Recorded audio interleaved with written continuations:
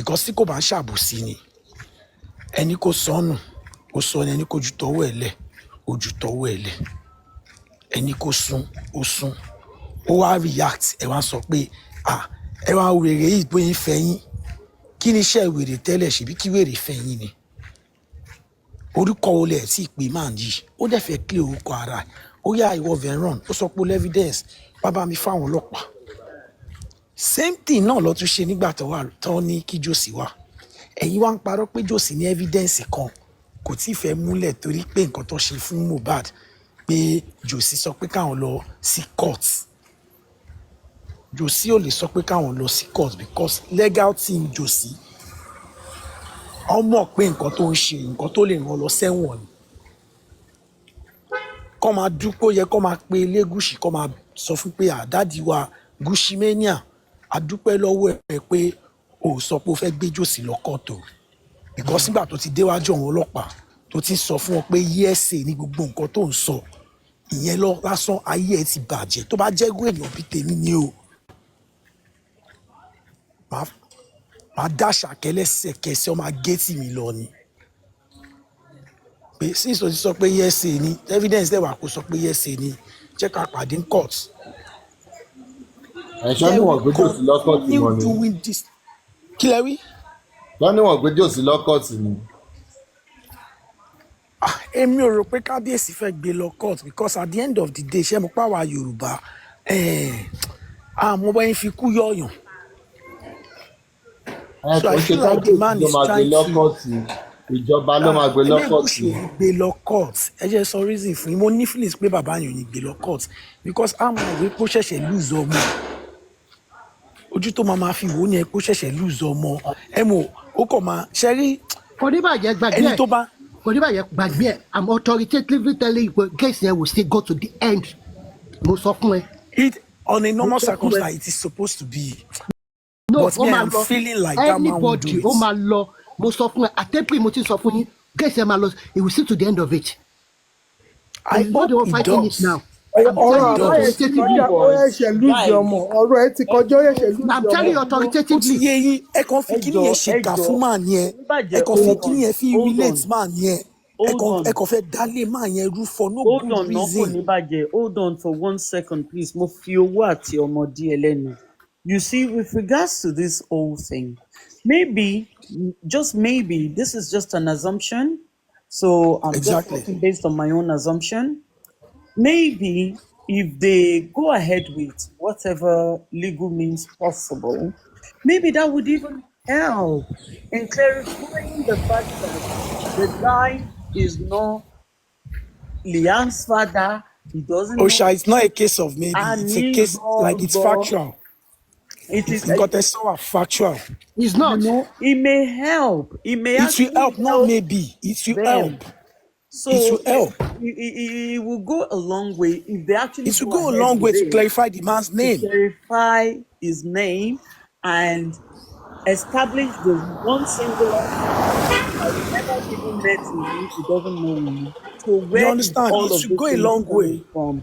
And the so-called petition they are referring to, maybe that will clarify things, you know. Exactly.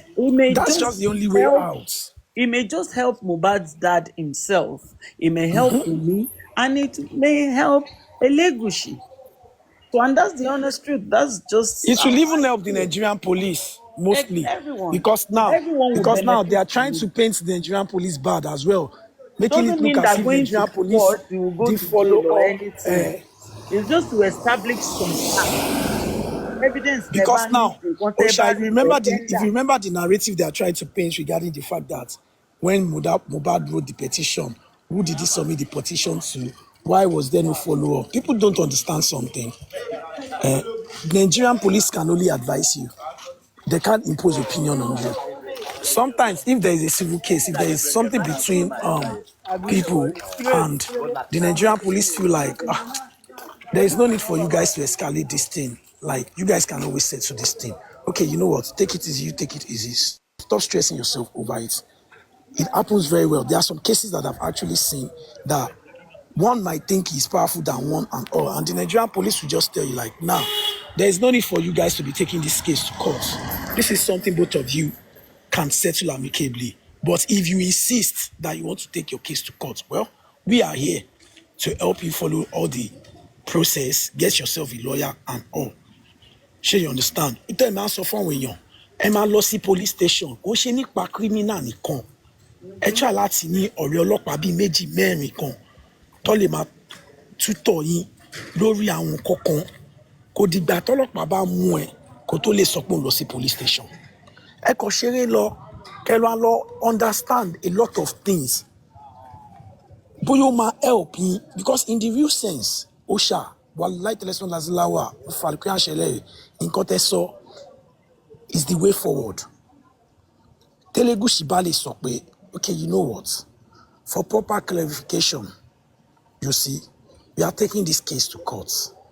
I need to defend my name. My family's name, my legacy needs to be protected. We are going to court. I want evidences of everything all of you have been saying. It will really help because tí wọ́n bá gbé ọ̀rọ̀ yìí lọ sí court, àwọn ẹ̀yin jẹ́sẹ̀ and their co-hosts wọ́n máa insist pé wọ́n oppress Jòsí ni, wọ́n fẹ́ silent Jòsí ni. Orí pé wọ́n oppress Jòsí, wọ́n fẹ́ silent ẹ̀ ló jẹ́ kí illiterate tó pèrè láyìn kẹyìn ló fi lọ́wọ́ pòun ní right láti stage rally. Konibaje, kò sí nǹkan tẹ́ lè ṣe fáwọn pípù yìí tó máa fi sí spirit wọn.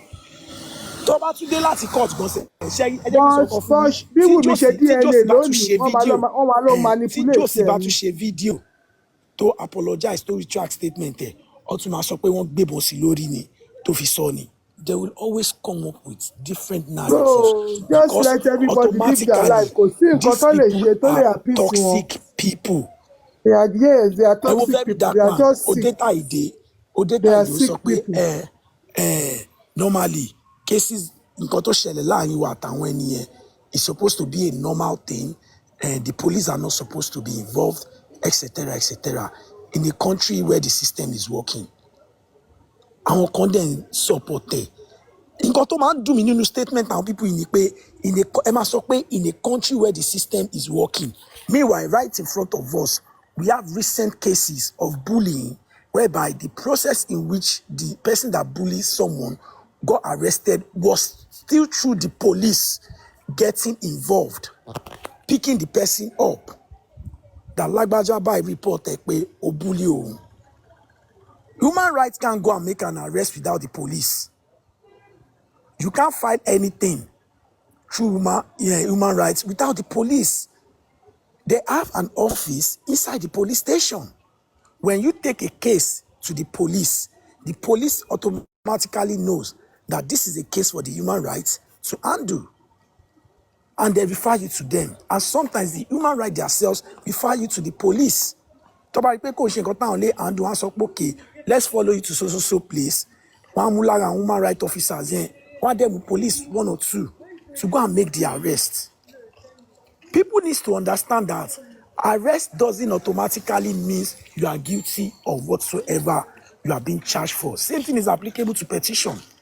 Arrest is just for you to come, certain way, tó bá justify pé ká fiẹ́lẹ̀ kó máa lọ, à fiẹ́lẹ̀.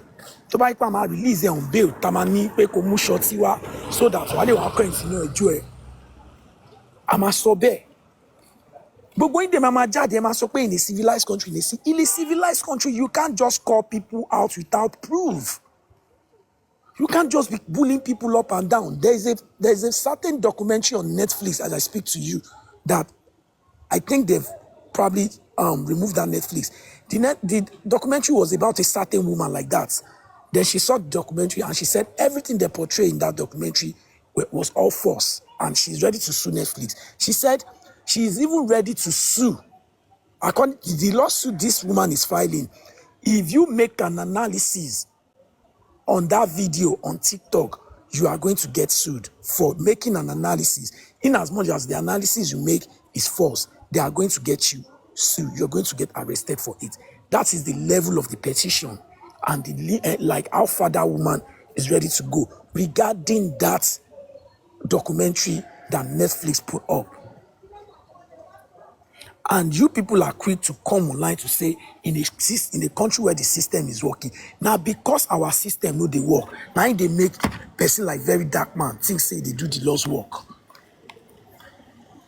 If we are in a country where the system works, very dark man won't be bold to be painting narratives every now and then. You not be private investigator. You are not licensed anything. You are just a guy that if they check his ID card, they can't literally say this is your profession. So what makes you think you've gained the right to tell Nigerians? I kept telling people, these people will continue misinforming people. You can't just come online to say police are not supposed to get involved in the case of cyberbullying, cyber stalking, and defamation of character. Who does that? And people cheer all these mediocres. People cheer them so much. People make them feel so important. Very dark man directly or indirectly tried to blackmail Iyabo Ojo. You need to be smart to see what he tried to do. You had misunderstanding with someone. You took old video of the person with your own associate that you're supporting, put it up to let Nigeria understand that, oh, they used to be friends and everything. And as it is now, you still have more videos of more activities. Automatically, that is a blackmail, codedly. But if you don't stop all these things, what they do, I go post more video. And nobody is actually telling you this. It comes out to sound like no problem. They are on it. There are people backing him up and everything. He kept forgetting that the people he's talking to on social media, they are not going to be the sitting judge. They are not the lawyer. They are not part of the jury that is going to listen to the case whenever they get to the court. How some people always feel like there is solution to their problems or the problems they cause themselves. How they always think there is solution on social media always baffles me. It always baffles me. I will never have a problem and I'll come to social media and think once I go on my life and start doing cho, automatically people will come to my aid. God forbid. But people need to start understanding this thing. Social media is not court. You need to know your constitution and understand it and learn to apply it to your day in and out activities. Like it's key, it's vital. Don't just go out there and be saying things that at the end of the day, when they want to adopt you, we love to adopt you. Don't be going out there to be saying things you can't prove. Do you know that this same thing, this Ayike Ade whatsoever did, I was telling someone that Davido did it coming NSAS. You left Lagos, you left Osun State that you're from, you now went to Abuja to say you want to go and stage protest. My people, let me tell you something about Abuja today that most of you don't know. And I'm going to relate this to the Northerners. You see, Abuja, that is where everything is happening. They don't want you to come with your village orientation or your overexposed Lagos orientation. They don't want you to bring it to Abuja and start causing unnecessary sin. Because if we actually want to rebel against our government today, let me tell you the truth, it can only start from Abuja. And the way the Northerners are shaped, to respect their elders. Àwa Yorùbá ní baálẹ̀ tàbí ọba etílé or etíko ní kò ń jọ lójú. If you go to the north, I'll give you a simple case study. Tẹ́ bá wà l'Ékòó, ẹ gbọ́ pé Sábó wà níbì kan. Ẹ gbọ́ pé nínú Sábó yẹn ní Sẹ́ríkì.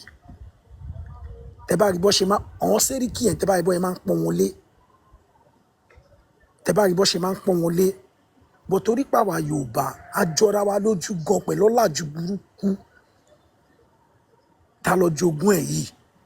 nǹkan tó fà á tó fi wà easy for everybody lè máa sọ pé kábíyèsí kìnnìkan and ìgbà tí kìnnì ti ṣẹlẹ̀ tó ti di pé báwọn lọ ń gbé ọ̀pá ọba ní dominance àti gba ẹ lọ́wọ́ ọba Yorùbá ti lose value àti gba ẹ lọ́wọ́ ọba Yorùbá ó ti lose value, and that's one of the major reasons why Ọba Saheed Elegushi must not take this thing easy with these people, because this thing will continue. These boys, these kids, they will continue coming online to say things they don't know in the name of followers, gift, and everything. Someone needs to answer for this. This thing can't continue. This cyberbullying thing. In one of my recent videos, I said very soon we won't even have a society to fall back to. We won't have a place we call society. It's just a matter of time. Kini trending topic lórí social media ń sìn. Ẹ kọ́ ọ̀rọ̀ ọmọ kan tí bàbá àti ìyá ẹ̀ tó ti jẹun. Akọ́dé from nowhere ni. If you don't have 20 million, you can't talk to me. If you don't shake kinikan, you can't talk to me. Tóun bá ti lè go viral báyìí. Ẹ̀rọ àwọn òwèrè mi tó ń try láti dìde. Àwọn náà second hand motive yẹn. Cyberbullying yìí náà lọ ṣe fún Eniola Badmus. Meniola rí from nowhere. Simply because candidate wọlé during election, ó dẹ̀ gbé camera ẹ̀, ó ní pimple Eniola Badmus. Eniola máa ń gbólóṣó fáwọn, ó máa ń gbé obìnrin fáwọn èèyàn. You saw Eniola Badmus. Eniola Badmus did this. Ọmọ yẹn arrest ẹ̀, lẹ́yìn ìgbà tó arrest ẹ̀ tán. To l'opportunity láti sọ fún sis, no vex, this is that. I won't do such again. Ó kọ́kọ́ ṣe first disclaimer video. Ìgbà tó rí pé ọmọ yẹn ò sọ̀rọ̀ mọ́, ó tún wá jáde, ó tún fire ọmọ yẹn back. Ó wá ṣe wá make third or second arrest. Tó wá sọ ẹdẹni tó wà ní prison for 6 months. And every time I make video, my short statement, who are these people, these kids, who are their parents? Who are their parents? I feel like they shouldn't be arresting them. They should be arresting their parents along with them. Now, what are you looking at? How did you allow this to happen? People think the white people or the whatsoever, they don't discipline themselves. It's a very fat lie. The only thing in English Premiership that I am having problem with is the whole sex thing. They are sex politics, sex gender politics they are bringing in. That is the gay thing, the gay rights, etc., etc. Anything after that. Ashley Cole played for Chelsea and England. They lost a match. He went to the pub to smoke. CCTV caught him. He was under serious fire for it. So if Oyibo people believe say they're supposed to punish Ashley Cole, a grown man, for being spotted smoking cigarettes, so what makes you think in a society where it is working, you people have the right to be doing all the things you're doing? We don't have the right to a lot of things that we are doing. And it is high time Nigerians start understanding these things so that we won't be thinking the rich people are oppressing us. Ikonjade, onitomato konda, this is that. You said a lot of things about that man's business. They got you arrested, they got you petitioned. Losers like you started coming out saying the man was trying to oppress you. But nobody was talking about the fact that this man doesn't use social media. You as the influencer, you want to use your influence and your platform to bully the man that doesn't have time for social media. You want to put him out of business. Nobody is talking about the fact that if he puts that man out of business, he's going to put a lot of fathers and mothers out of business in that company. Because if peradventure she was lucky to have that claim floating everywhere, apparently people will stop buying the product. And when they stop buying the product, they start running out on lost. Nobody is talking about that. See, Olowo tó bá ti react sí nǹkan tó mọ olòṣì bá ti ṣe, ìgbà yẹn lolówó fẹ́ lọ́wọ́ agbára. Bọ̀ǹgbà tó mọ olòṣì tó ń búlì olówó kò sẹ́ni tó máa rí. Ẹ wo máa tán pè ní King Wasiu Ayinde Marshal yẹn. Nǹkan tí wọ́n ti fi ojú máa yẹn rí lórí social media tó bá kọ́ decide pé òun fẹ́ bẹ̀rẹ̀ sí ní gbé gbogbo èèyàn, ẹ rí pé story yẹn máa change. ẹ̀gbọ́n àtòrí pé ọmọ Tinubu rí ni àtòrí pé àwọn èèyàn Àwùjalè ó máa Àwùjalè rí ni bò kò sẹ́ni tó máa sọ pé látijọ́ ọjọ́ yìí ló ti ń pè lórúkọ oríṣiríṣi tí kò sọ̀rọ̀ kí ló máa ń ṣẹ̀yìn ọmọ táníkà kí ni ìṣòro yín ẹ̀yin ọmọ táníkà tó yẹ pé ẹ máa ṣiṣẹ́ ṣe gbogbo ẹ̀ pọ̀ tẹ́ bá ti lè ra iPhone rà báyìí tẹ̀tẹ̀ rí data ṣe ẹ̀ ní jẹ́ kí gbogbo èèyàn gbọ́ràn wọn ní bíntì láyé ọ̀nà ń kọ́ṣẹ́ níbi tó wà ní wọn ní kò ṣóun ló tún ní ṣọ́ọ̀bù wàá wá ta ni bàbá bébì onípùv Elégùṣì ló ṣe gbá kìnnìkan ọdẹ náà ń kọ́ṣẹ́ ni wọn nígbà tó dé station ọ̀nà àwọn fámìlì ò ṣe é rí ọ̀nà àwọn fámìlì ò ṣe é rí how long do we want to continue doing this to ourselves in the name of I want to be famous I want people to know me.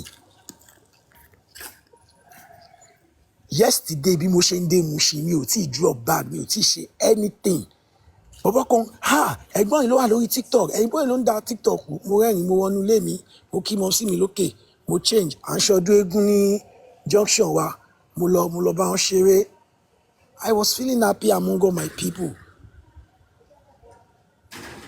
At a stage I wasn't feeling comfortable because I feel like everybody knows me here but the fact that they made me feel comfortable and nobody is doing the TikTok guy thing. I felt comfortable. You people are not ready to pay the price for fame. All of you just want to be famous. You are not ready to pay that fucking price. Because this is what you need to understand. When you want to be famous by fire, by force, are you ready to forfeit entering down for Okada, putting on trucks, short knicker, you know, that free life, walking into a buka to eat, to be your normal self? Are you ready to forfeit that freedom without you saying, do you think you guys are ready for that thing? Are you ready to whereby you can't repeat one clothes twice? Do you think you are ready for that life? All of you want to be famous. You want people to be hailing you. Do you think, very dark man, to sorrow, I don't care about money. How long do you think very dark man can maintain that humility? He's claiming he's having, staying in one room or whatsoever this thing. If he can maintain it for long, why is he changing cars? Why is he changing cars? Why is it that recently now he stopped using singlets? He wants to record in his car once in a while to let people know that life is happening. Why is he letting people know that whiskey sent me 30 million? This is that. Because fame, this thing they call fame, it comes with a lifestyle. And the moment you adopted that lifestyle, that is when it is over for you. You can never be the same again in your life because there are days that people will think you have. And when they say, Baba or Baba, you say, later, once oh, sure. I'm not going to mention this celebrity. Ombolati Club. Ombolati Kilos, maybe 2 years ago. All of him motor accident. Motor go recovered. My boys in Tawani B. Katen, boy, enjoy by Tori Pony by. Or you padà ni wọ́n tẹ̀ dá lóhùn ló láhùn. Báwo ni bá gbé mọ́tò ẹ̀? Meanwhile, mọ́tò lè rí. In reality, gbogbo fàájì tá ṣe ní club lálẹ́ ọjọ́ yẹn tá ṣe gbogbo ẹ̀. Bẹ́ẹ̀ni sí ló wá ṣe. Owó tẹ̀ expect kò lè because bàdà sí bá lálẹ́ ọjọ́ yẹn kò ṣe bí pé kó má fa àwọn ẹni 100k. But ẹni tẹ̀ ń rí yìí bẹ́ẹ̀ wò pé bí kìíní tó coach sọ̀rùn kó tẹ̀ 100k ọ̀hún. So how many of you guys are ready for that life? All of you want to be famous. You want people to see you and say, that's the social media guy. Do you think that thing comes cheap? Do you know places I go on a regular day that I can't even go normal anymore? Simply because I'm not going to find it comfortable with myself to even sit down and eat good food. Won't see where Bonnie because Kotojo Kokina when you feel so you say same thing is applicable to most of us here. She dawa nsin dawa ma de ibi kan nisin nínú Abuja yẹn bí wọ́n tẹ́ ẹ wo ẹni tó wà consistent pẹ̀lú social media and all those things tí dawa bá kàn sọ pé my name is dawa class pé kíní kan ṣé ó kàn yín ò ní ring létí ẹ̀ Everyone, we are all famous in our own little ways, but in the journey of everyone trying to look for fame, it doesn't have to be a do or die or spoiling someone's life affair. It doesn't have to be that. We need to be careful on how we trade. We need to be careful on how we go around spoiling people's name and all. We need to be careful. We need to help ourselves work on our mental health. All of us can be walking around the street of Lagos like mad people.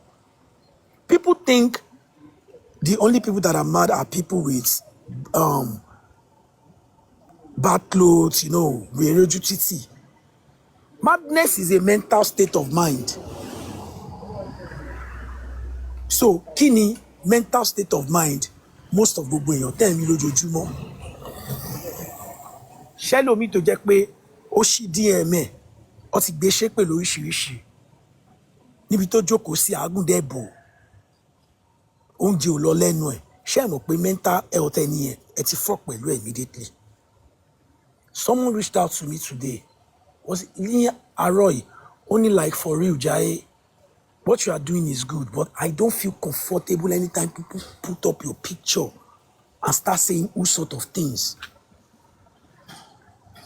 Because in the right sense, they are wrong about what they are saying.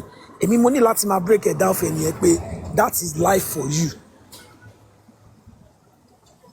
Kò ṣe gbogbo èèyàn ló like Jésù. Tí gbogbo èèyàn bá like Jésù ni, ó possible kó má gbélégbù. Táwa lè mi. Èmi ọmọ mu ṣí lásán níbí báyìí. Gbogbo èèyàn ò lè like mi, kò possible, but in the midst of pé kí gbogbo èèyàn má like mi, ìyẹn ò mean pé kẹ́ wá ṣe kíni, kẹ́ wá ṣe mí ní jàǹbá, kẹ́ máa sọ nǹkan tójú yín ó tó. Ó gbé picture Papa Rhino jáde. Papa Rhino ó ṣojú bí ìdí ìnàkí. Gbogbo ojú ẹ̀ dúdú. Kéèyàn tó lè máa sọ fún pé Papa Rhino dúdú jù mí lọ, òòṣà. Kọ́sì ní máa fi believe pé mi ò dúdú jù. Ó kọlà mẹ́ta, wọ́n já gbẹ́rẹ́ sí wèrè lójú. Wọ́n já gbẹ́rẹ́ sí lójú.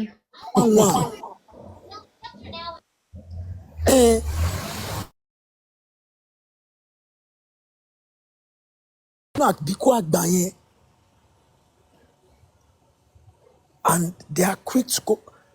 Òòṣà, ẹ lọ wo gbogbo àwọn people yìí, ẹ lọ wo gbogbo wọn, kò séyìí tó fine tó dùn rí nínú gbogbo wọn. Ó wá dàbí ìgbà tó yẹ pé team Ọlọ́run ti prepare team yẹn pé ṣé gbogbo ẹni tẹ́ máa ṣe bí olóṣì yìí o, kò séyìí tó máa dùn rí nínú gbogbo yín, ẹ ní fine.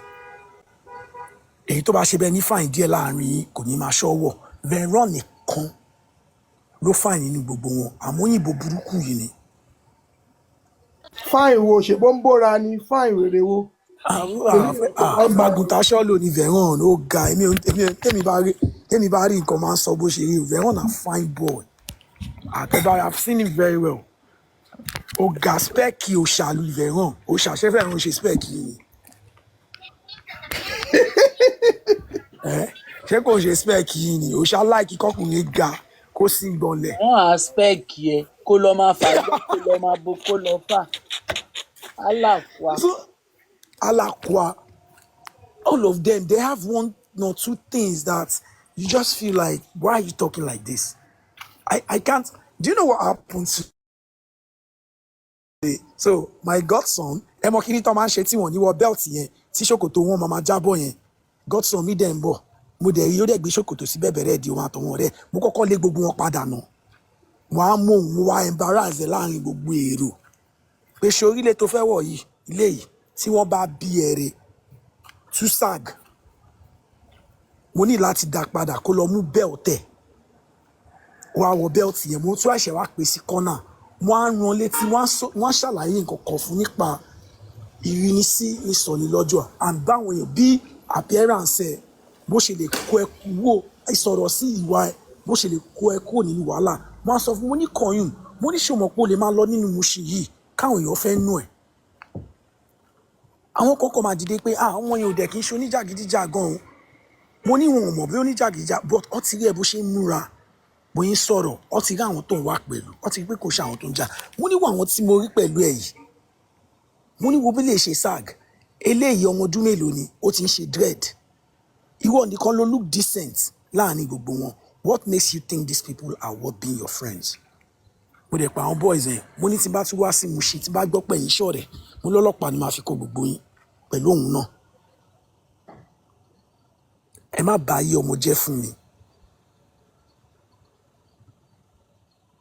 We need to start letting our children understand that how you talk defines who you are and where you came from.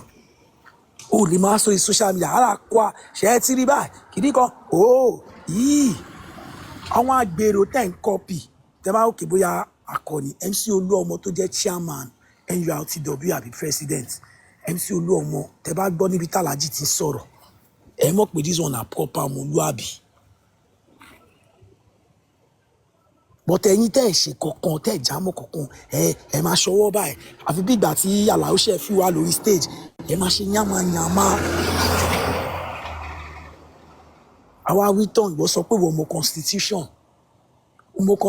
ló lọ ń ṣe protest ló ń disturb ló ṣe protest tán. The protest you did can't even be the problem but the motive behind your protest goes a long way. You can't be going around bullying people, though.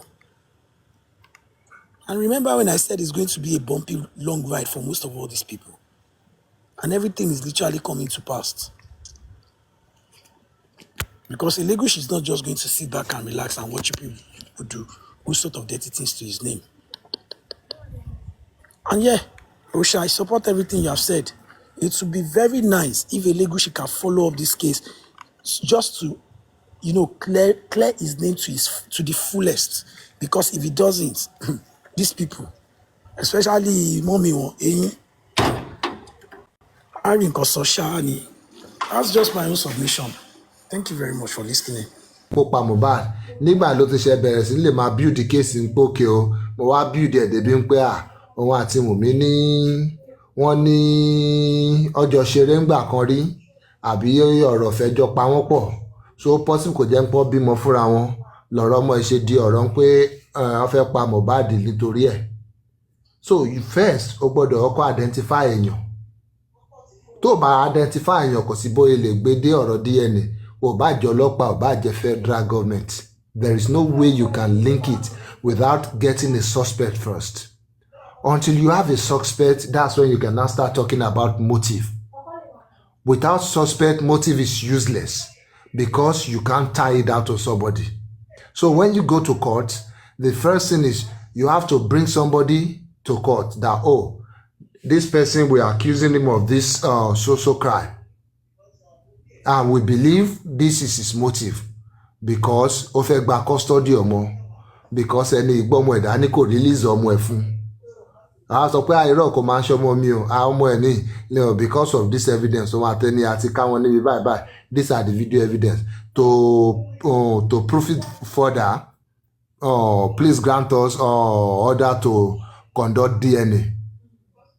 Ibi tẹ́lẹ̀ bárọ̀ dé nìyẹn. Anything other than that, DNA is a sham. Any DNA that anybody bá ń béèrè fún is just gimmick ni. There is no two ways about it. It is simple. We know when this DNA issue started from. It started from ọ̀rọ̀ pé wọ́n dáwó fún ọmọ yìí. Nígbà tó ń dáwó fún làwọn kan bẹ̀rẹ̀ sí ń béèrè question pé ọmọ tó tiẹ̀ ń dáwó fún gan ta ló mọ̀ bóyá kò ń ṣe ọmọ Mohbad. So it's all about financials. It's all about monetary issues. Ọ̀rọ̀ owó ọ̀rọ̀ property ní African Fool yẹn fi jáde ní pé òun máa fún Wùmí níye báyìí tó bá lè gbọ́mọ wá káwọn lọ ṣe DNA. Is it not possible they have all this? Is it not possible they already hatched the plan of changing whatever the result is and giving their own results? Or is it not possible pé tí yẹn bá ti agree fún nǹkan bẹ́ẹ̀ then they will now be able to maybe buy out of and pé wo fi gbogbo kìíní ìsìlẹ̀ nǹkan báyìí ló wà nílẹ̀ jẹ́ ká ṣe báyìí let's do it this way. All these things are possibility. Because how would you now take DNA issue as the family of the disease, as the father of the disease? Why will you take it upon yourself to be the one to prove to the police pé àní nǹkan tó pa ọmọ ìlélẹ́yìí. How many years of experience do you have as a carpenter itself, not to talk of an investigator? Gbogbo year tó fi pẹ̀lú carpenter yìí, ọdún mélòó fúnra ẹ̀ gan ló fi ṣiṣẹ́ full time, ló fi ṣiṣẹ́ carpenter yìí tó yẹ pé bóyá òun lo ọmọ ẹ̀yìn tó kù yìí as ẹni tó ń ṣiṣẹ́ tí wọ́n ń gbowó, àbí tó ń lo àwọn ẹlòmíì, àbí tó ya bàrà wọnú another thing tí ò tó ṣe iṣẹ́ carpenter yìí mọ́, tó sọ pé ìpè Ọlọ́run ló fẹ́ jẹ́. So what tangibles do you have to show pé you even know anything about how the law works, or how investigation works, or how crime works itself? Because if you are expanding the radius of this of the crime scenes and the hours, one way or the other, you fit into it as the father of the deceased, having met with him 2 days before his demise. You fit into this radius. So technically, you could be a suspect too. How will it now fall on you to now be the one to show the police the motive? How? Please, somebody should explain that to me. How? So we know from the beginning, the shout of DNA is a complete sham. It's a means to an end. All they wanted is what belongs to this boy. They have sat down, they have looked at it. You could see that African magic or whatever to back where they asked the questions, they did the interview. Ṣé lọ dọ̀bálẹ̀ fẹ́ ọmọ yìí? Ṣé ọmọ yín ni? Ṣé ọmọ yín fẹ́? Nǹkan kan báyìí ṣé sanwó orí ẹ̀? And they already pé gbogbo angle yẹn is locked. Wọ́n ti try láti ṣílẹ̀kùn bẹ́ẹ̀ wọ́n ní pọ́n ti tì látẹ̀yìn. Lọ́wọ́ àwọn pókè the last ure, the Hail Mary táwọn lè tró ní pé káwọn lọ sọ̀rọ̀ nípa DNA. So that whether right or wrong gan, cause it's either way. Bọ́ọ̀lù lọ́gán gbà yẹn gan, kí Wùnmí dúró síbẹ̀, kó múyàn dání dúró síbẹ̀, kí tẹ̀sí yẹn kọ́ máa positive gan. Kọ́ bá wá sórí social media sọ pé negative náà ni. That is the narrative tá a máa gbọ́ tí dòní náà. Bí Wùnmí dísà láti post ẹ̀ gan, wá ní rọ́ ní fake wọn ló post àwọn náà ti lọ post tọ̀dọ̀ tiwọn. Ṣáwọn tó lè post fídíò ilé tí ò ń ṣe ilé Mohbad àbọ̀jọ́ tí ò ń ṣọjọ́ tí nọ́ọ̀sì wá gún lábẹ́rẹ́ tó post ẹ̀ tó bẹ̀rẹ̀ sí ní circulate ẹ̀. Àbí this set of people tó post nípa àwọn kan tí ń kí wọ́n pé ọkọ ọ̀rọ̀ èèyàn ní àti ọ̀sán àbí a day before. Àbí is it not the same people tó ti manipulate a whole lot of things? Is it not the same people tó ti change the original lyrics orin "Oh, I am sorry"? Because I don't know why we are not seeing bóyá mi mo dẹ̀ get that particular one wrong, because I have searched for it over and over again on all this online and music everything. The original lyrics of that song is 10 years I no see money. It's not 10 years I no see mommy. I think it's mommy. It's mommy. No. When somebody should Google it now and tell me it is mommy, the original version of that song. Okay. Pythagoras. It's actually mommy. There's a video where he had a live show. Yeah, live. That is a remix. That is a remix. The original what he wrote down, Apple àbí Audio Mac tó a máa sọ fún lé lórí, what he wrote down on that album, the original song itself is 10 years I no see money.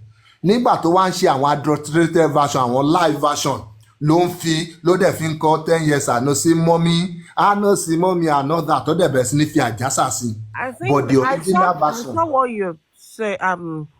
Yeah, I saw about the Apple thing then, but I think it was an error on their own part. On Apple's part? Kò lè parọ́ ní kò ṣáà ti di wàhálà báyìí nígbà tí Mohbad fi ń kọ mọ́mì ló sọ náà. Mommy ló sọ náà, but then that does not mean pé yẹ́ ò sí Can we search anything just to settle this case today now? Because it's always been on my mind anytime I hear about it. Can people search, go Google, Apple, whatever, lyrics, whatever, Check it. The name of the song is I Think I'm Sorry or something. Sorry. Check and let's know what the lyrics is talking about. Because the lyrics, the original song is 10 years and no see money. But because we wanted it to suit our narrative, of course, he might have sang it somewhere tó wọ́n kókó dáhùn pé ìyẹn kó wọn lọ́bẹ̀ jẹ àná sí mọ́ mi yóò dáhùn pé tó bá rò bẹ́ẹ̀ yẹn that one is making way. Of course, he will do anything, he will sing anything to get his money, to get his fame. While I even still believe that we should not attach any importance to all this artistic work. It's just the work of an artist. So, ìyàwó ọ̀lẹ̀lẹ̀ tí Orlando kọ tí yẹn mí pa àwọn ìyàwó burúkú ni nígbà tó wà lójú ayé ẹ̀ ni má pa mí o ìyàwó àsìkò tí yẹn túmọ̀ sí pé àwọn ìyàwó tó fẹ́ pa nìyẹn ni. These are just artistic work. But because we wanted something to suit our narrative, we wanted something to carry our message further, I pick anything that they pick from anywhere. Yeah, it makes sense. No, that's the rubbish they keep alluding his songs to. It makes no sense. It makes no sense. And your calling you express work here. It's just like iṣẹ́ tó ní kálukú wá ń ṣe. That doesn't define who you are. That doesn't define what your life is all about. The other time, Dawa analyzed that. Pythagoras. Yeah. Mo wá lórí YouTube nísìn. It's actually own call lyrics yẹn, so one type out. It's actually money ni wọ́n kọ o. Ademi náà ti rírí ṣe money ni, but because I heard that he's ó ní mò ń wo kílẹ̀ mi ò ní fídíò ni mi bá ṣìkẹ́ wo. Mo ti wò ó ní oríṣiríṣi engine pé because this 10 years I know is bothering me. Money lọkọ yìí o. But the song is all about his struggle to see money, his struggle to make it in life. The song was not about the neglect of family issue. It's all about money. You have to look at the main theme of the song. The main theme, Kotoru, is just about his struggle to become somebody in life. It's not about his neglect or something. So we need to look broader at things. We need to look at the bigger picture, not just pick words. Níbi tá ti fẹ́ mú. So though mo mọ̀ pé another life kan tó ṣe tó kọrin ó kọrin ẹ pé àná sí mọ́mí ó tún wá lo bóyá bí ad-libbing or something. Yeah, I know my mama for 10 years. Yes, ó ad-libbing bẹ́ẹ̀ yẹn. So that's just an adulterated version of the song. Kò ń ṣe version yẹn ló fi ń pawó lórí Apple Music àbí lórí all this ibi tó ti máa pa any royalty. Sorry to even cut in Pythagoras. Whether he even said mommy or not, like we have said, it's just a piece of art. It doesn't necessarily mean that's his life or his story. Ìgbà tó ní my brothers are hungry. Ṣé ngbà yẹn tí ó ń relay experience yẹn, our brothers wo ló ti ní, just like we did when Dawa analyzed the song. Ó ti ní brothers now? Other than Adura. No. Baba ní other children now? We are hold on please. As at the experience he was relating to nígbà yẹn when tó kéré ipe daddy no get salary and all of that. Kò tí ì sí àwọn brothers. No, freedom, wait. Can I say something? He has 8 other children apart from the family. But as at ṣé ọmọ ọdún mélòó wà láwọn brothers yẹn? Ṣé ọmọ washing ni? Ṣé ẹ̀ṣẹ̀ bí wọ́n sìn ni? No, you are not getting it. It wasn't. As at where the experience he was referring to there. I was about 17 years nígbà yẹn náà. Ṣé kò wá sí ní àwọn other brothers when he was 17 years? No, hold on. Maybe I can explain it To even start with, landlord no care. Ìgbà tán ti sanwó ilé gbẹ̀yìn, kíní náà ń gbé nígbà yẹn o. Ìkòròdú, ilé wọn ni wọ́n ń gbé ní Ìkòròdú. Exactly. So when he said landlord no care, because artificial analysis yẹn rí pẹ̀lú Dawa then, landlord they worry. What ibi tó ń gbé níbi area Abẹ́sán yẹn náà ti sanwó ilé last. When they lived at Ikorodu, they were living at their own house. When did they live? When did they started living at Ikorodu? Bàbá ẹ̀ sọ now. It was when they were young. Ìgbà tí issue wọn tí ó ṣẹlẹ̀ pẹ̀lú mọ́mí Mohbad. That was when he left that area to Aboru. Thank you.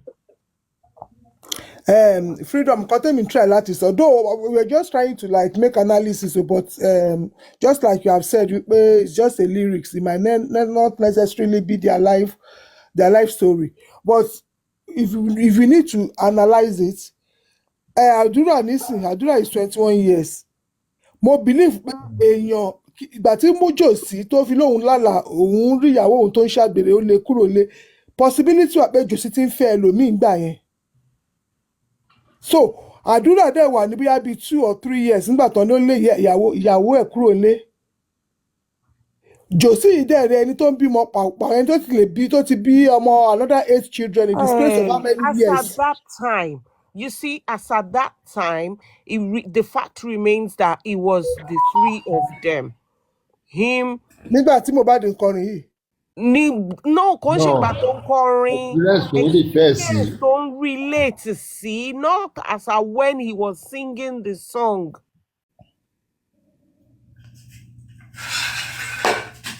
Okay.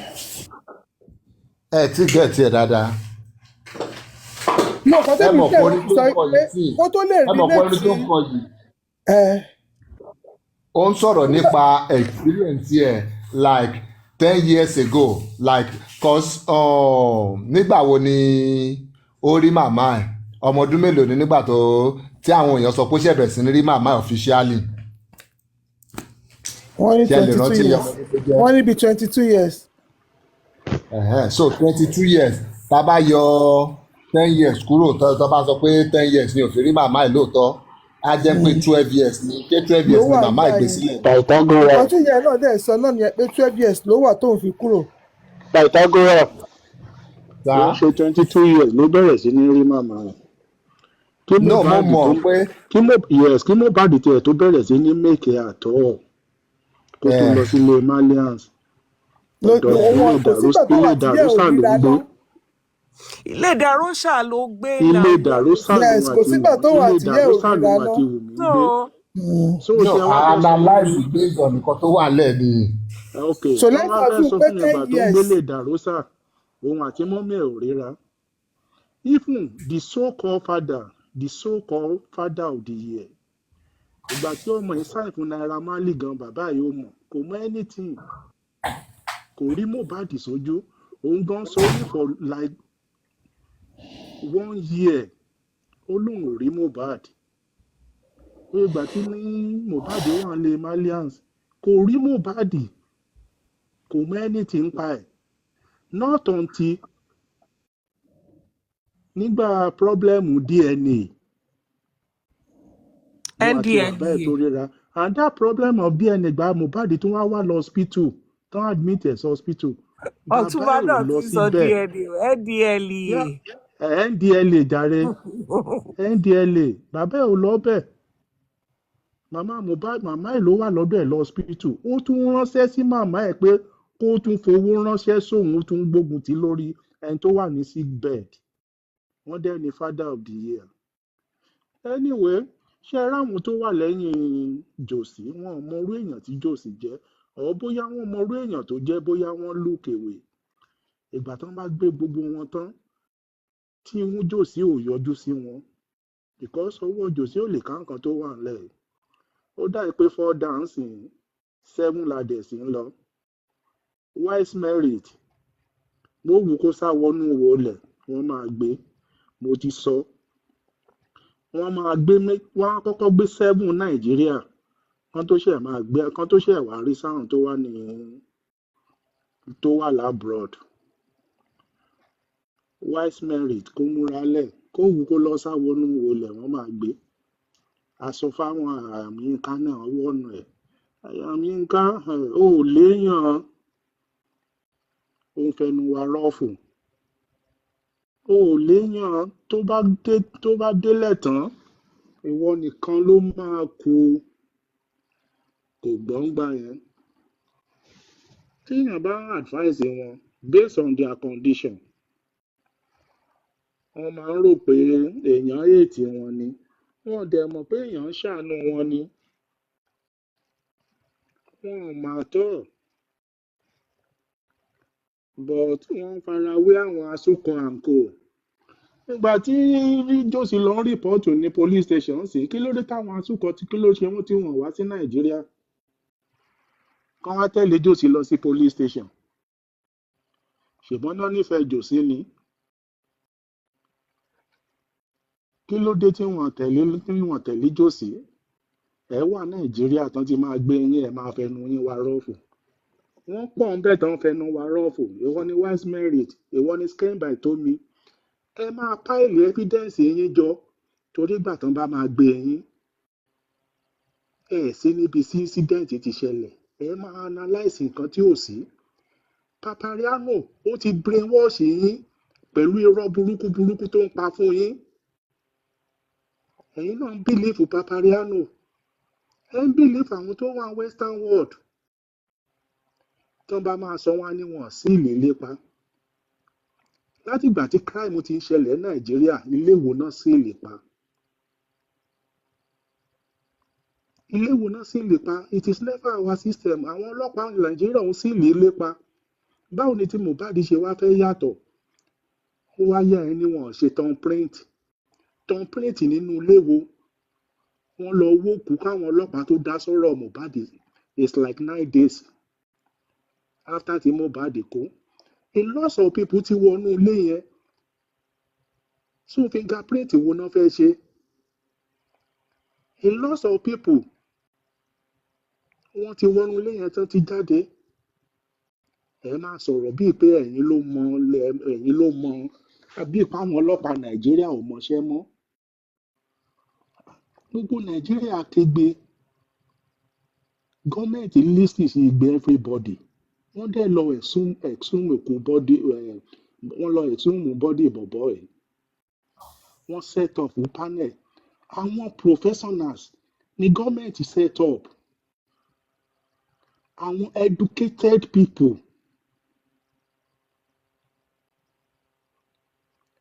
bọ̀ ẹni wọ́n ti compromise who is Mohbad to government gan kí ni Mohbad sí gọ́ọ̀mẹ̀ntì tí gọ́ọ̀mẹ̀ntì ń compromise who is Wunmi ẹ dẹ̀ change narrative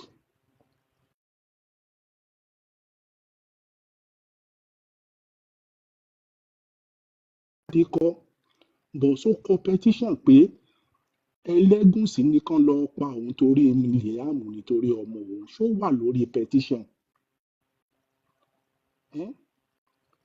Liam nẹ́ẹ̀sì àwọn tó direct petition sí ó dárúkọ wọn ó ní wọ́n ṣiṣẹ́ fẹ́ Ẹlẹ́gùṣì náà kò sọ pé wọ́n sọ pé Ẹlẹ́gùṣì ló ní kán lọ pa òun tó bá tẹ̀ Ẹlẹ́gùṣì ló ní kán lọ pa òun kò kọ sínú petition pípò torí Liam náà ṣe ń nà òun ẹ lọ́mọjọ Sam Larry ẹ kúrò lórí Sam Larry ẹ lọ kò sẹ́ni tẹ́ẹ̀tì fọmọ yẹn wé tán ẹ ṣe tán ẹgbà kan náà lẹ́ni Bella Smuda tálẹ̀ ti fi wé tán kẹ mú evidence jáde nú evidence whatsoever kò sí voice note kò sí picture Wùmí níbi tó ti ń ṣèṣekúṣe ẹ rí kankan gbé jáde for good 9 months tẹ́ ẹ ti ń drag ọmọ ẹ̀ ń pè láṣànà ẹ̀ ń pè ní transformer Lẹ́kì ta ló jáde síta láti ìgbà tí kéèsì ti bẹ̀rẹ̀ wípé òun bá Wùmí ní affairs nobody tán bá wá gbé yín ẹ̀ náà fọwọ́ ọlá gbá yín lójú tán bá ní kẹ́ kó evidence ibi tọ́mọ yẹn ti ṣaṣẹ́wó rí kankan òun náà gbé kan nú yín yẹn ó ní evidence wà lọ́wọ́ ṣẹlẹ̀ ẹ̀sìn ọwọ́ ṣẹlẹ̀ South Africa lẹ́ evidence wà ṣé rí báwọn people yìí ṣe gọ̀ tó they are so dumb. Yeah. Ṣẹ́rí Ọ̀túnba. Anybody lè béèrè DNA. Ọ̀túnba. But you must have cogent evidence. Exactly. Láti béèrè DNA. Ẹ máa ní cogent evidence. Ẹ ti lọ kóòtù ń sìn. DNA tẹ́ gbé lọ kóòtù is dead on arrival. Because kò sí any proof. Kò sí anybody tó ń contest Liam. Excuse tó ń fẹ́ sọ ní gòkè rísì tó ń fi contest fún DNA. Wọ́n ní Liam jọ Elégùṣì. Liam jọ Sam Larry. Kán gbé ọmọ tí wọ́n jáde. À gbé píṣọ̀ more than 30 tọ́mọ tí wọ́n jọ.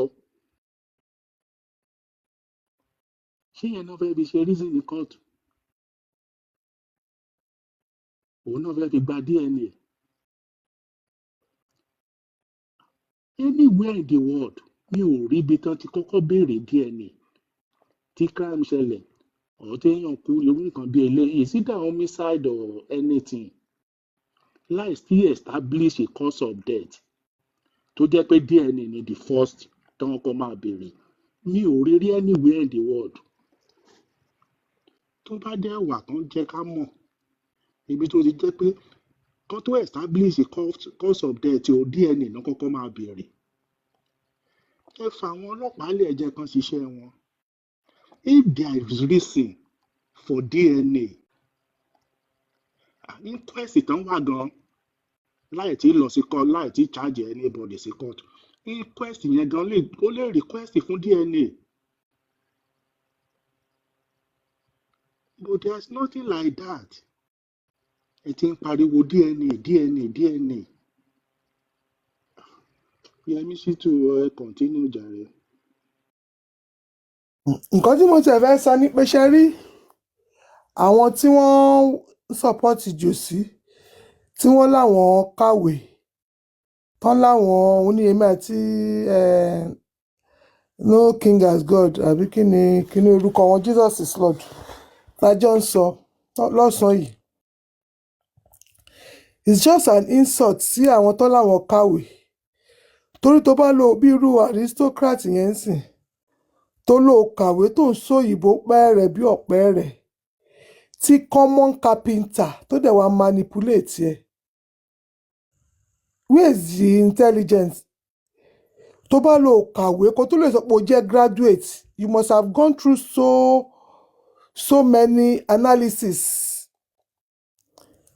of issues especially wọ́n tó yẹ pé bóyá law ló read wọ́n máa ti gbé àwọn scenarios wá tí wàá ti analyse wọn and analysis comprises of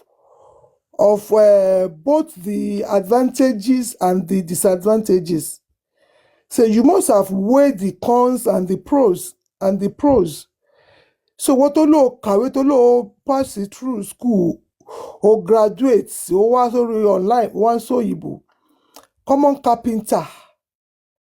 Apart from the fact ipò tiẹ̀ tún lọ kàwé o lọ sí university o graduate o ti wà opportune láti travel out of the country even Nigeria wa yẹn gan sef though wọ́n lè má kàn wọ́n lè má pọ̀ torí economic situation of our country but the western world the UK the Europe country the America the Canada you understand oríṣiríṣi ẹ̀yà èèyàn oríṣiríṣi ìlú lẹ máa bá ń bẹ̀ and owó tó lẹ̀ o ti travel out kì í ṣe ọdún kan kì í ṣe ọdún méjì kì í ṣe ọdún mẹ́ta ló ti lò nílùú òyìnbó wàá ti mix pẹ̀lú oríṣiríṣi àwọn èèyàn yìí wàá ti mix with different culture different belief different rules different laws wàá ti mix ẹ máa ti jọ ṣiṣẹ́ ẹ máa ti jọ wà ní school ẹ máa ti jọ wà ní church ẹ máa ti jọ miss because at least it's your everyday life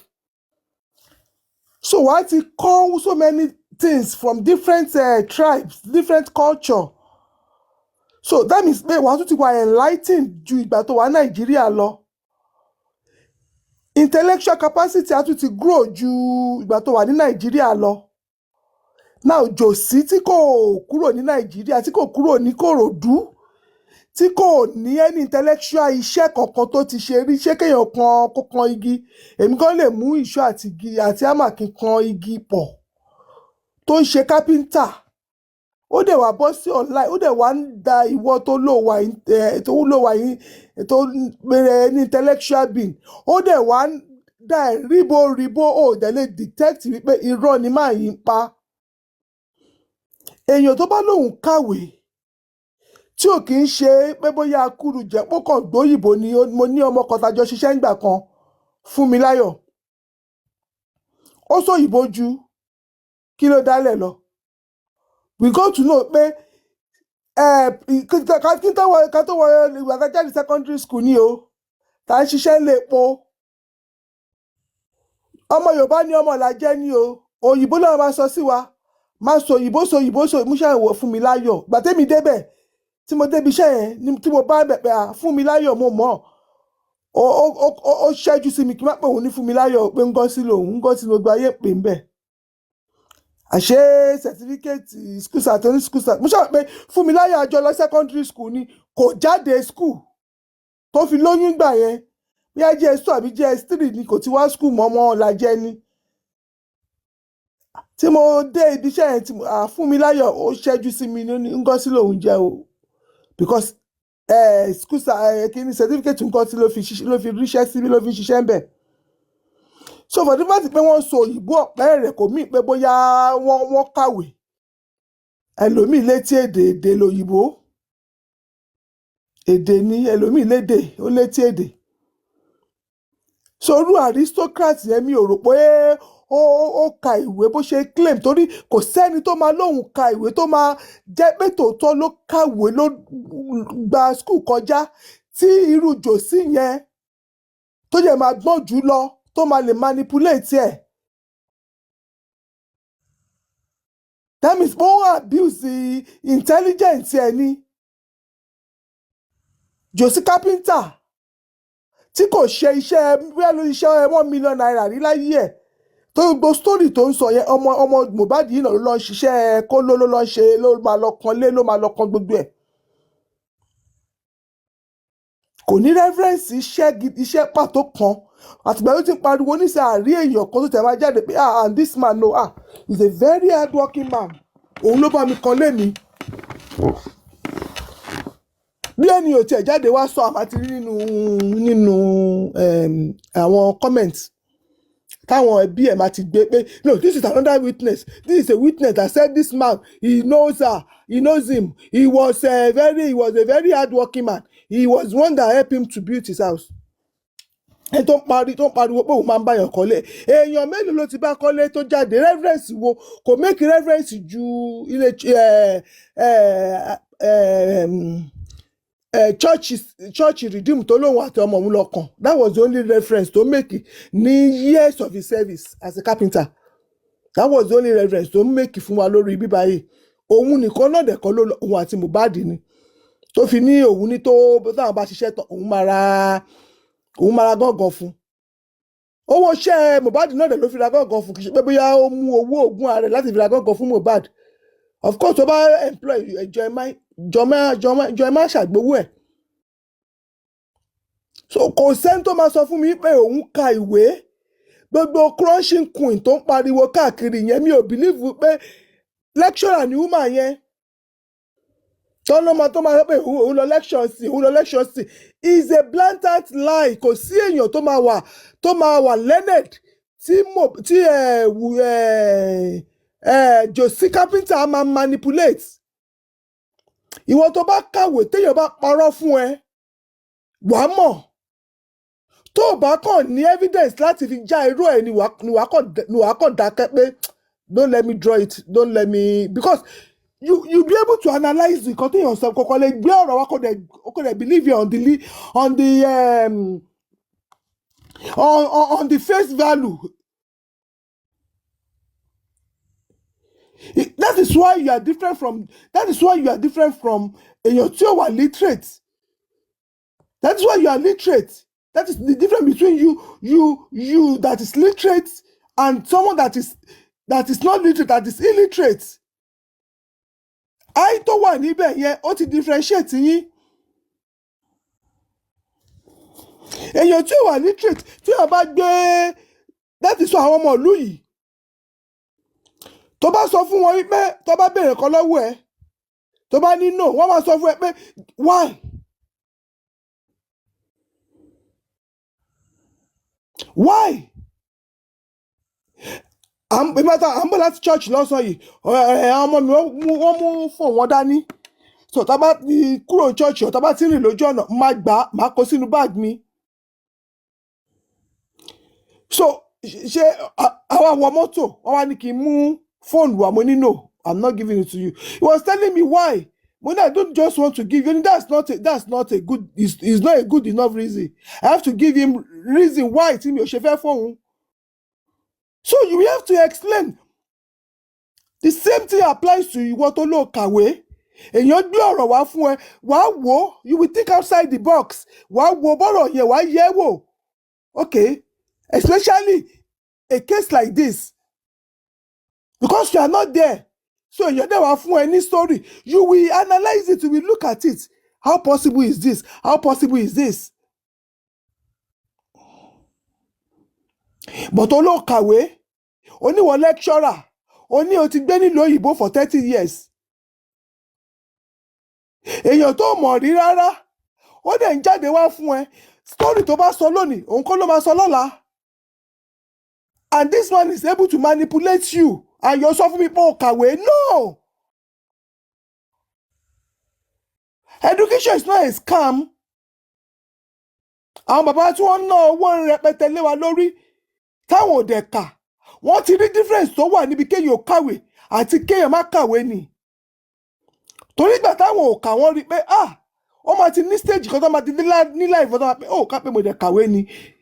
Ó yẹ kí n ti go far jù báyìí lọ. Ó yẹ kí mo bí màá ṣe handle situation yìí.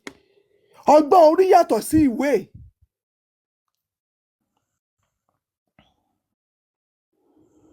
So àwọn parents wa tí wọ́n embrace education nísìn wọ́n ti mọ difference tó wà nínú kéèyàn ó kà àti kéèyàn má kà ní.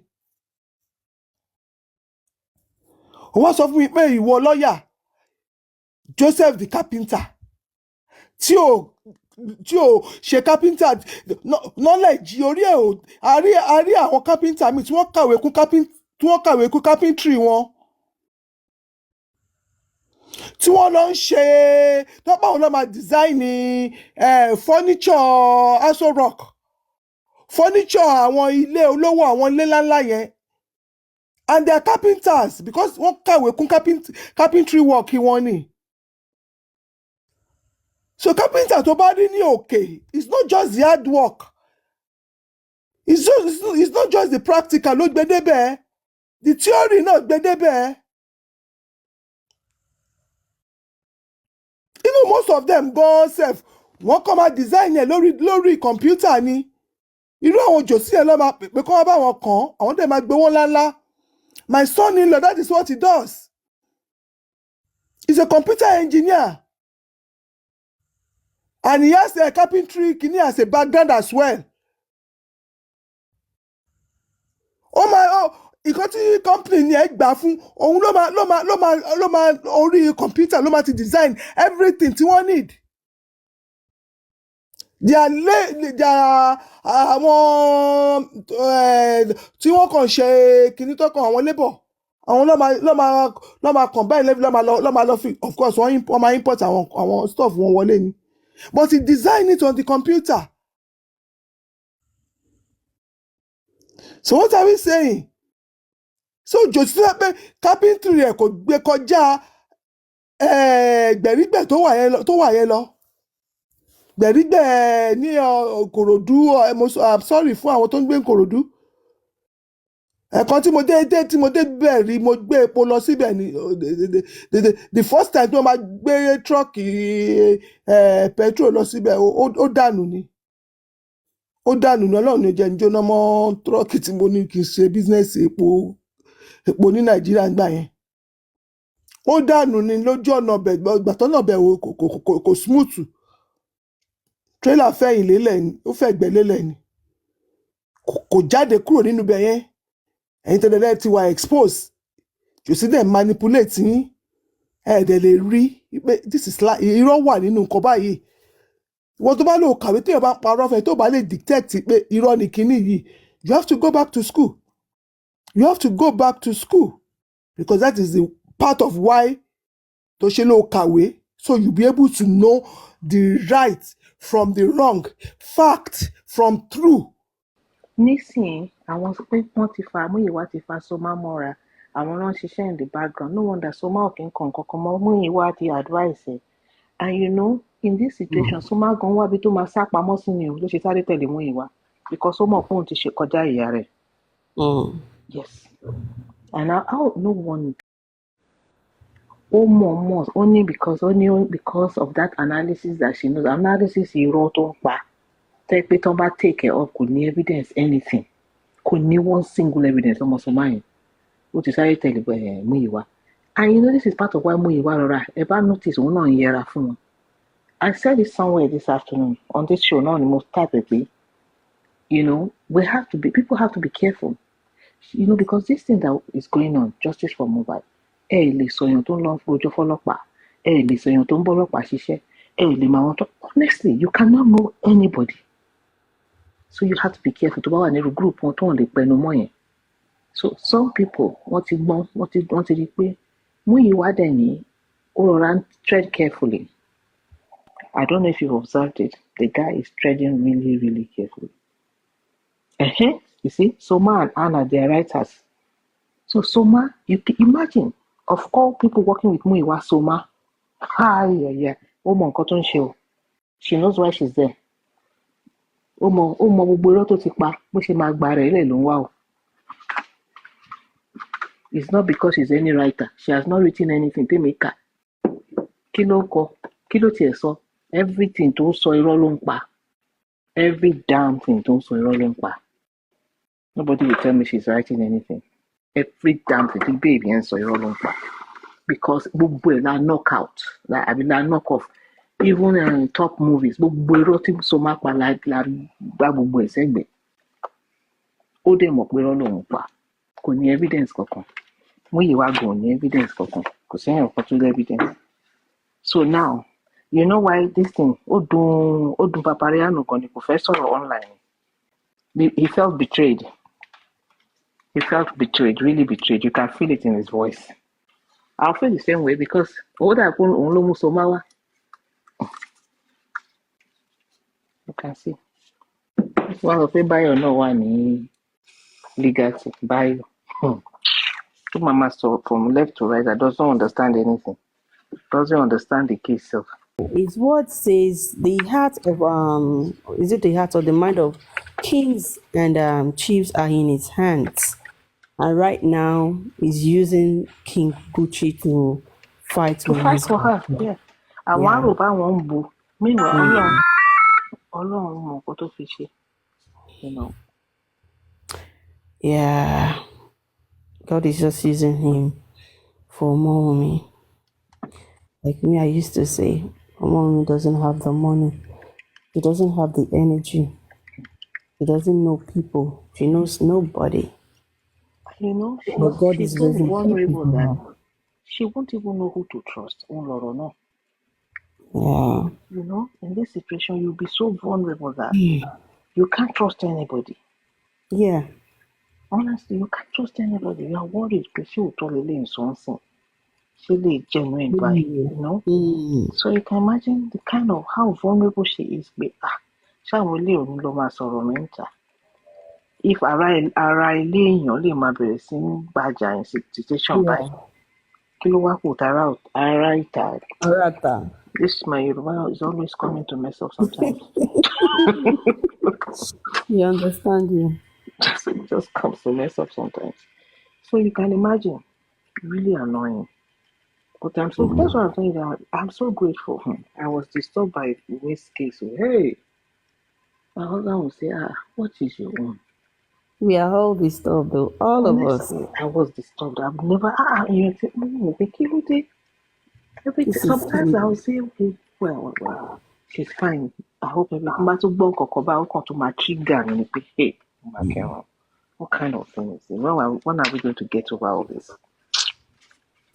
This You is know, just, it didn't just happen for nothing. yeah, And God wants to bring out something from this yeah, whole thing. yeah. You know, I even have one thing about, I have this, which some of my friends always make fun of me for. Okay, you can't solve everybody. I can't solve everybody's problems. I know, but I don't want to see somebody suffer for no reason. Because I see, why would you want to punish her? Because your only reason for punishing her is because she fell in love with somebody, she loved someone, she married him, and that's her punishment. You know, falling in love with her husband. Yeah. If she punish her, became entire to she. Oh man, coming out on me every time to borrow. Nǹkan wá jókòó ní máa rò. And again, you always think tí ìwọ náà bá lọ́mọ nǹkan ṣé bó ṣe máa dákẹ́ tí wàá máa wo ọmọ ẹ̀ tí gbogbo àná. Everybody has really worked hard towards it. They've helped. Gbogbo ẹ̀ máa tán. Case máa lọ court. Like I always say, these cases don't take 1 year, 2 years, no. 3, 4 years, maybe 5 years. Èmi gan-an lè wá ń di back and forth. Má kàn tó make another discovery. Díẹ̀ bẹ́ẹ̀ yẹn. So, but I know he'll get justice. So people should not try to use, when that autopsy came and because they said they found some paraphernalias of drugs in the system, it doesn't stop anything. There was still a problem anyway. Because I don't make such things important for me because for me it was that èèyàn kan yìí bàjá tó jẹ́ ká pe nurse. So forget about the others. Yesterday, Papariano was saying, pé ṣe rí ọ̀bẹ tó ń pè lọ́bẹ Mackenzie yẹn. Ó ní ṣe bá rí ó ń sọ lánàá. No, it's on YouTube. If you go to YouTube, there's this woman that records their after show. That records their show and puts it on YouTube. She was the one that recorded that one where he really made sense there. He said that ẹwu ọwọ́ Mohbad tó ń bá stab èèyàn bó ṣe máa ń rí nìyẹn. Ó ní then tó bá stab èèyàn pẹ̀lú poison of knife bọ́wọ́ yẹn á kàn máa wó ni.